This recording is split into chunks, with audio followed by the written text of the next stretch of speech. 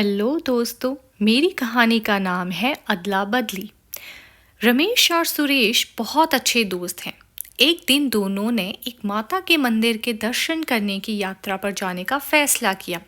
रमेश को मंदिर में कन्या दिखाई देती है जिसे वह अपनी पत्नी बनाने के लिए उत्साहित हो जाता है। रमेश अपने दोस्त के साथ उस कन्या के पिता के पास जाते हैं और शादी की बात करते हैं।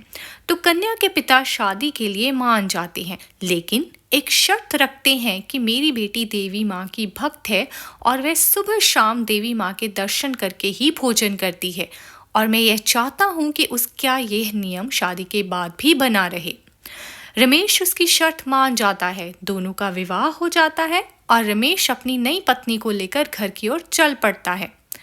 रास्ते में बदमाशों ने उनकी बारात पर हमला कर दिया और लूटपाट करने के बाद रमेश और सुरेश को मार देते हैं। रमेश की पत्नी डाकुओं को देख छुप जाती है और जैसे ही वापस आती है तो उसे वहां दोनों की लाश दिखती है, जिनके सर धड़ से अलग थे।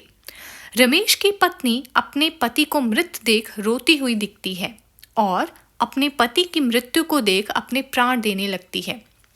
तभी उसकी भक्ति से प्रसन्न हो माता वहां पर आ जाती है और उसे कहती है कि तुम अपने प्राण मत दो, मैं इन्हें पुनर्जीवित कर दूंगी।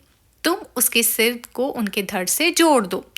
रमेश की पत्नी खुशी खुशी में गलती कर बैठती है और रमेश के सिर को सुरेश के धड़ के साथ जोड़ देती है और सुरेश के सिर को रमेश के धड़ के साथ। शुरू में तो लड़की हैरान और दुखी हुई, लेकिन फिर उसने खुद को शांत किया और गंभीरता से सोचने के बाद उसने विश्लेषण किया कि मस्तिष्क शरीर का मुख्य अंग है और वही सारे अंगों को संभालता है।